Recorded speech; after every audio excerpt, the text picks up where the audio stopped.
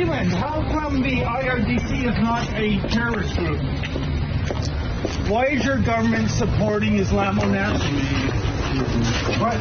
You idiots. What are you doing? You're under arrest for assault. Why are you pushing me? You're under arrest for assault. You're under arrest for assault. Police, you're under arrest. How am I under arrest? You bumped into me. You pushed into me. You bumped. I was just scrubbing. I got my credentials here, and you just bumped into me. So excuse me. You're under arrest. What is your name and your badge?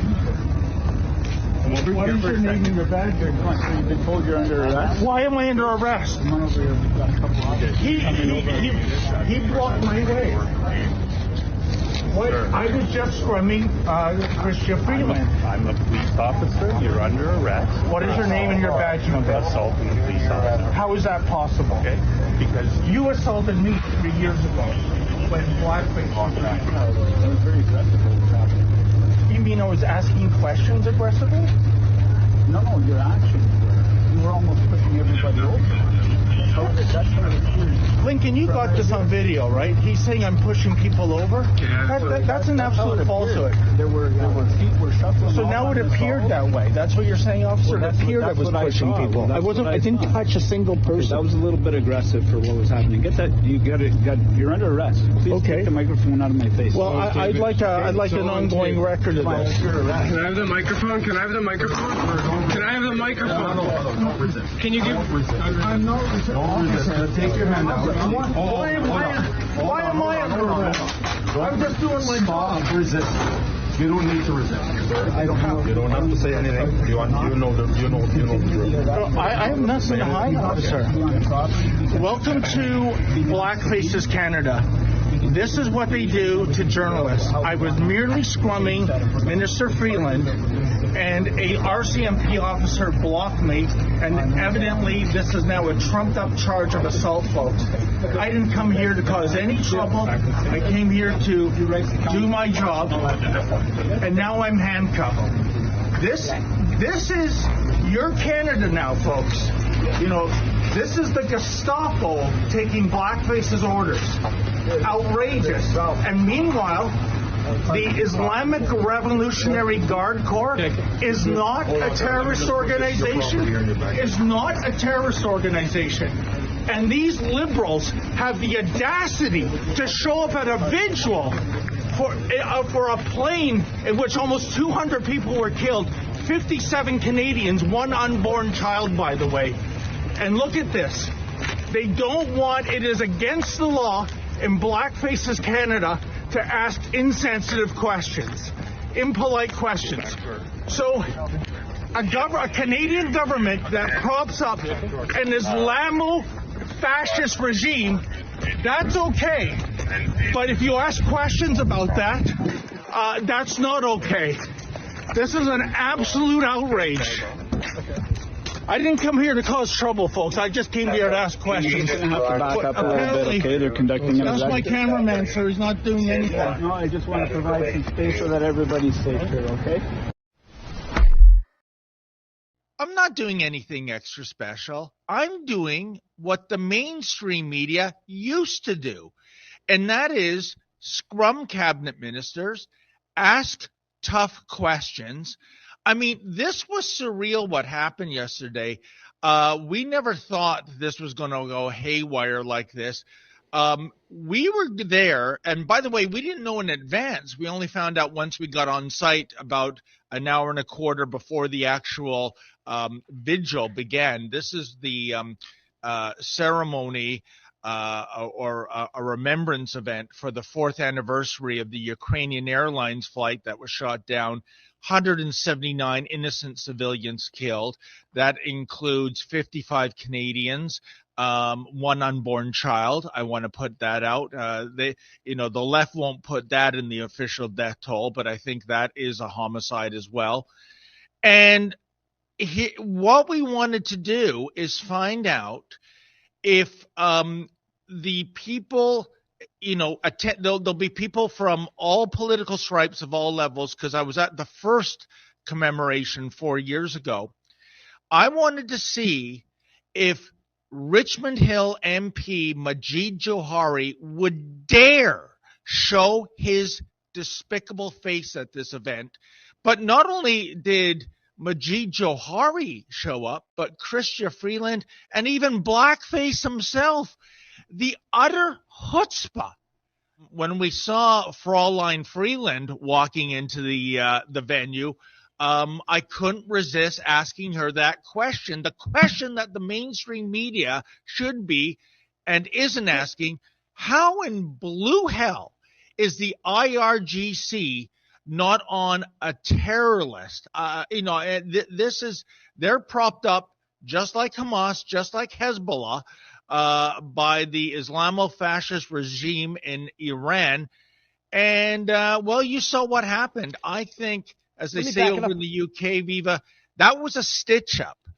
That officer saw me coming, and I sure didn't see him coming. I'll tell you, I swear to God, I felt him before I saw him, which is to say my focus was on Freeland, and then, boom, I bump into somebody. Or he bumped into me, and as the video shows, he threw his arm out. And I think this is a despicable assault, not just on David Menzies of Rebel News, but on freedom of the press, my friend. David, what I'd like you to address, please, is, Americans who say, oh, okay, this is just one misunderstanding. This doesn't portend anything of such a similar nature happening here in the United States. And to that, you would say? I would say you have the most cherished document in the world when it comes to freedom. I'm talking about your Constitution, specifically the First Amendment. And I see your Constitution under attack by the left, Laura. It was just old white men who were slave owners. It's not really a valid document until they use the Constitution to make their argument. Suddenly, it's a valid document. We don't have a First Amendment in Canada. As a matter of fact, Laura, the entire mainstream media in Canada has been bought and paid for by the Liberal government. They rely on subsidies. It is a outrageous and egregious conflict of interest. Yeah, it's the state media. How can you expect somebody on the government payroll to cover the government fairly? It's an egregious conflict of interest. And, in a way, it's funny that President Biden hasn't followed Prime Minister Blackface in terms of subsidizing, media outlets in your nation to curry favor. Then again, maybe he doesn't need to.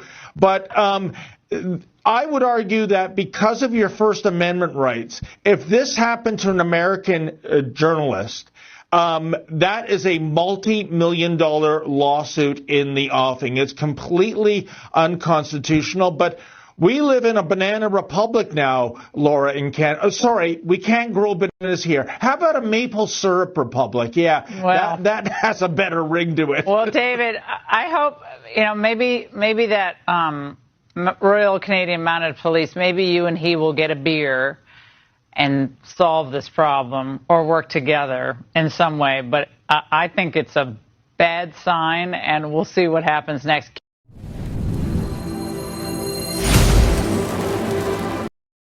I should tell our viewers that we're suing those cops for what they did at the Brickworks restaurant 2 Christmases ago. And I had a call late last night with one of our best lawyers named Sarah Miller. She's great. And I know her work because she has defended a number of cases for the Democracy Fund, including a very difficult case involving Pastor Arthur Pawlowski. And Pawlowski was convicted of keeping his church open during the lockdowns. He lost at trial. That's a tough, when you lose a trial and you appeal, the odds are against you. But Sarah Miller got that overturned 3-0 in a precedent-setting case. It was a huge victory. I've watched her work. I've read her work. And I talked to her at length yesterday, and I want to tell our viewers that just because the cops say they're done with you doesn't mean we're done with the cops, especially that dirty Kojak. Yeah. And so we'll wait until the legal documents are finalized. Sarah, we only gave her the file last night. Obviously, it only happened yesterday afternoon. Yep. But in my mind, I see a false arrest charge, obviously. Yes. Malicious prosecution, even though they were only proceeding against you for probably an hour, it was still false. False imprisonment, when you were arrested, handcuffed, and put in the back of a car and then dumped off at a school. And of course, you yourself were the one who was assaulted. And that last one really bugs me because, like I say, they didn't need to handcuff you. They didn't need to smash your face against a wall. Like, literally, what was that other than their abusiveness? I think they violated the rights to physical integrity. And remember that all of this was done in the context of you doing legitimate public interest journalism in a public place, on a public person, the Deputy Prime Minister, on a very important cause. So I think your charter rights were violated as well, including your freedom of the press. You are a journalist. So those dirty cops may be done with you, but as God is my witness, we are not done with them. And I'm going to leave the details to the expert, Sarah Miller, but it is my plan to sue these dirty cops to infinity, to sue them until Jesus returns and brings with him, the second coming. Am I going to live that long, Ezra? Well, whatever it is, we will pursue these dirty bastards until the end, especially those two wicked liars. Yeah. The Kojak guy, who was the thug, the bully, the bouncer, as his nickname is, and the bearded manipulator, the gaslighter, who said, "Oh, you were pushing everyone around. You were aggressive. You wicked liar. No. You grotesque liar. You imposter." That is, he was acting as a criminal, not as a cop. And Ezra, if I may, could you imagine if that was just me with, like, say, a tape recorder, no video? We're toast. Now let's talk about Chrystia Freeland, that smirking, twitchy granddaughter of a Nazi, celebrator of Nazis. I think her grandfather, who was a legit Nazi, expropriated a Jewish newspaper from a Jew in the Holocaust and turned it into a Nazi propaganda rag. Yes. And then Chrystia Freeland, I don't blame her for what her grandfather did before she was even born, but she tried to hide it and cover it up. And then she celebrated that Nazi Yaroslav Hanka in Parliament. Yes. And so to watch her smirk as you were arrested on her behalf is so gross. And unless it's happened in the last 15 minutes we've been on air, she has not yet apologized. She has not disavowed. She has not said anything. And I think Chrystia Freeland is so gross. I mean, she's gross in a number of ways, but you might not remember this, but 4 years ago, the governments of Canada and the United Kingdom had something called a Media Freedom Conference. Oh, I remember that. And Sheila Gunn Reid and I went over there. Yeah. And if you can believe it, Chrystia Freeland was the co-chair of this conference. So Sheila and I were over there in London at this press freedom conference. Yes. Chrystia Freeland gives a speech, and then she has a press conference.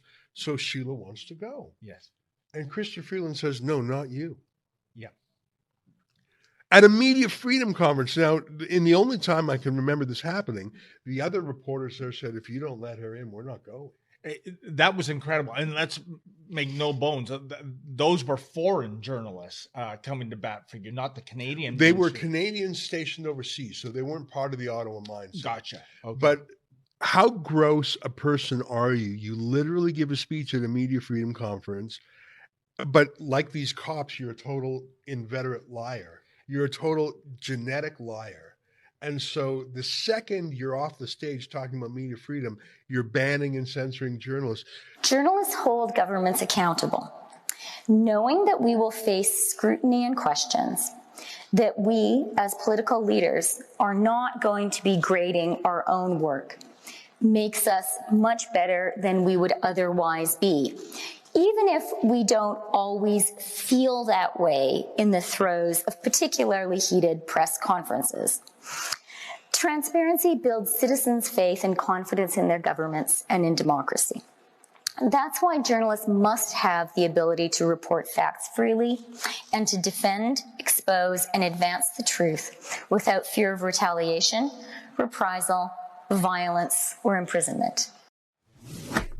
She is a depraved, morally depraved, amoral, zombie, fascist, just like her Nazi grandfather. I couldn't have said it any better. And there's an added level of perversity here when it comes to Fraulein Freeland, Ezra, and it's this. Once upon a time, before she got into politics, she was a journalist. If you call what she did journalism, it was basically, she was the official biographer to George Soros. Oh. I don't know if you know that. So that's not really journalism, it's propaganda. Yeah.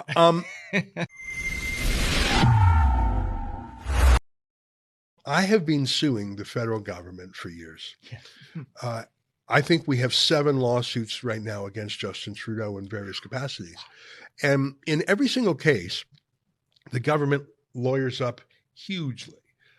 Typically, a Rebel versus Trudeau legal battle is 1 or 2 lawyers on our side versus 4, 5, 6, 7 lawyers on the other side. Last time I was in court, I think there were 7 lawyers on the other side. Money's no object to them. Of course, because it's our money. And so, and they have the Justice Department, and they sometimes do both. They have a Justice Department lawyer, plus they use tax dollars to hire an outside expert firm. Like, it's astonishing.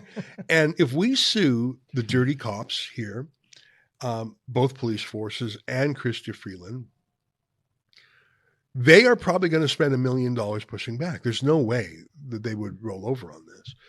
So how do we fight that David and Goliath battle? Well, we set up the website called standwithdavid.com. And Sarah Miller is not expensive, but she's not cheap. Mm-hmm. And this will be a long battle because they're going to fight us on everything. Yep. So if you can remember on these, just say, folks, if you want to help me, yes, we do need to crowdfund my legal defense at standwithdavid.com because we really do need that help.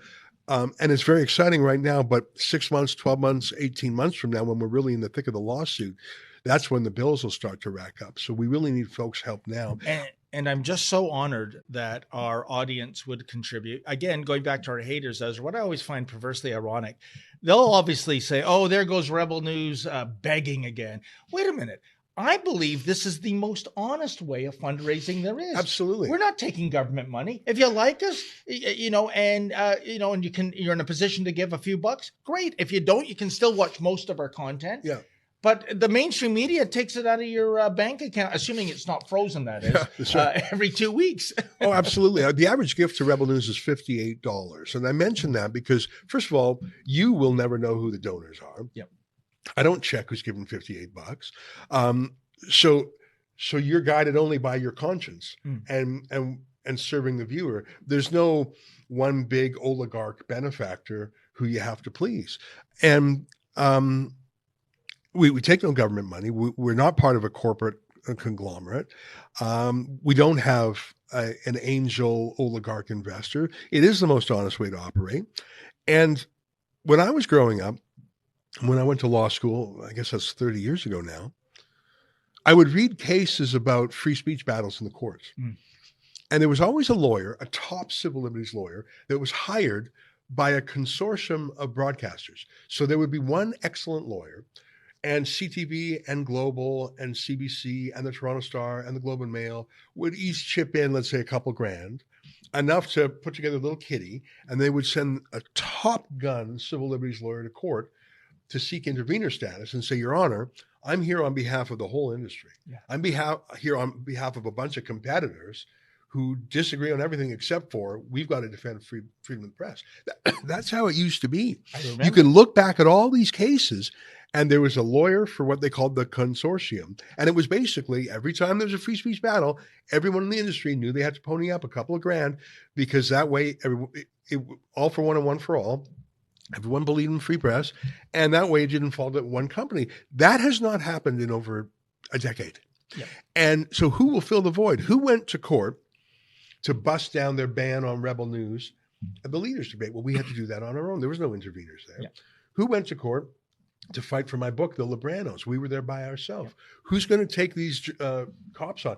This morning I checked the Canadian Association of Journalists, Canadian Journalists for Free Expression, Canadian Civil Liberties Association, Amnesty International, PEN Canada, and the Committee for the Protection of Journalists. I checked 6 different organizations. None of them had anything to say about your case. Unbelievable. None of them. Do you think if Stephen Harper had arrested a CBC journalist, they'd be silent? Oh, there'd be a royal commission. They started this fight. We will finish it. I swear on the altar of God that we will take this the distance I am. I will spend my last dollar on this, but hopefully I won't have to do that. Hopefully our viewers I don't want you to do that. Well, you know, I will never let this go. And thank you, Ezra. And well, you know, I just won't.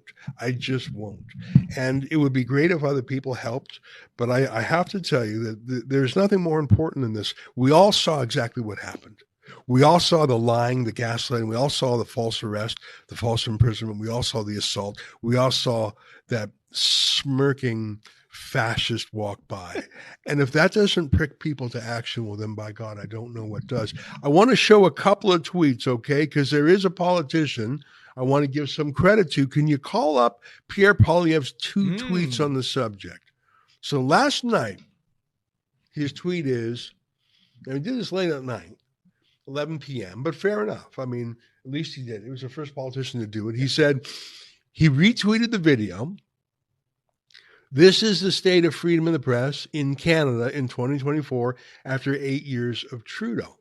Nailed it. And scroll down. I want to see the view count on this. 1.7 million views. So good for him. People are obviously attentive. And then just at 12:03, just after we started our broadcast, he had a follow-up tweet, which I think showed a little bit more courage. He was leaning into it. Well, the first one was, listen, give the guy credit. Yep. And then at 12:03 Eastern time today, he said this. A journalist was arrested for questioning a Liberal minister, and the Parliamentary Press Gallery doesn't say a word. Not surprised. Trudeau has divided media into 2 groups, those he's bought off with bailouts and those he censors and has arrested. Mm-hmm. Sign here to support a free press. And that tweet has over 100,000 views. And it's not in even less than an hour. hour. Yeah. Wow. So this tells me that, like on so many other issues, the government is out of step with the zeitgeist of the people. And it's a flicker of hope. And I know that Aaron O'Toole or Andrew Scheer would have been much more reticent about, oh my God, it's rebel news. and hopefully the Conservative Party will get over that a bit. I saw another Conservative MP whose name I can't recall tweeted, I spoke to the same journalist and I didn't need to call the cops. Did you see that one today? No, I did not. There was, I just, you know what, I'll dig that. Oh, we've got that one here. Anna Roberts, I forget where she's the MP from. She said the same reporter questioned me at the same event, and I didn't need him to be arrested. How many views on that one? That's a great one. That's good. 42,000. Good for her for saying that. A bit of a sense of humor there too. So, listen, we have only just begun to fight, 100%. and I'm going to keep our viewers posted. I know Sarah Miller's work. I mean, I'm just really excited that she's taken this file. It's Tuesday. We have to get a few more facts together, and we got to make sure we cover the bases on the law. But I expect that we will be filing this lawsuit this week. And when that happens, I can assure you I will publish the full, I mean, you'll obviously have to approve this because you will be a plaintiff, as will Rebel News. I think we got to sue all the cops and Chrystia Freeland. I think there's at least, I can think of 5 causes of action, as the lawyers would say. And we'll publish the lawsuit because we will need help for it. Because I know that already, when you've got 10 million views, they know they're in trouble. And I want to get these bad guys. I want to stand up for freedom of the press and against dirty cops. You know what? You need to throw out the bad apples before they rot the whole barrel. And what I saw there was a couple of dirty cops who were going to rot the whole barrel. So we do need help and stand with David. We're going to do something about that. Go to standwithdavid.com if you want to stand with David. On behalf of all of us here at Rebel World Headquarters, to you at home, goodbye, and keep fighting for freedom. What do you make of your security detail arresting David Menzies? So I want to start with what was important about Monday. And what was important about Monday, January 8th, was the 4th anniversary of a date that I think forever needs to be marked and circled in black on the calendar of all Canadians. It was a tragedy for Canada. Canadians were criminally murdered, and I want to say to the families and loved ones of the people who were murdered that Canada remembers, Canada will not forget. And that's why I was in Richmond Hill. Marcy was there too, to show that this is a Canadian tragedy, that Canada remembers and Canada will not forget. On the incident, as you guys know very well, Canada is a rule of law country. Canada is a democracy. Operational decisions about law enforcement are taken by the police of jurisdiction.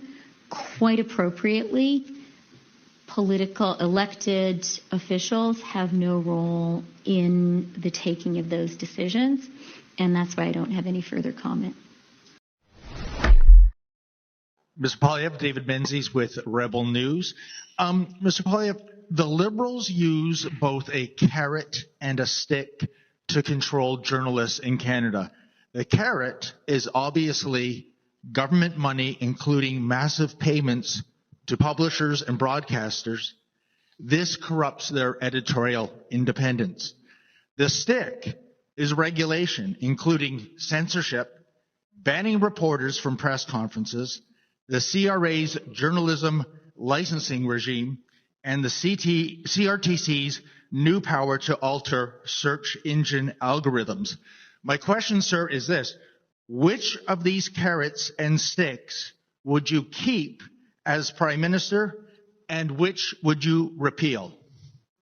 Thank you. We are going to repeal C11, the censorship law, which allows CRTC bureaucrats to secretly manipulate social media algorithms to promote certain information, demote other information, and censor certain things altogether. This is a form of censorship that exists nowhere in the democratic world. Margaret Atwood actually said that this was creeping totalitarianism. This is Margaret Atwood. She's not a conservative, obviously not a conservative, but she's an artist, a true artist, who believes that freedom of expression and freedom of the press is necessary. We're going to stop arresting journalists. It's outrageous for the Prime Minister to have, and his government to have journalists arrested for merely for asking questions of ministers and public officials. And we're going to make sure that the government does not use tax dollars to leverage news coverage in its favor.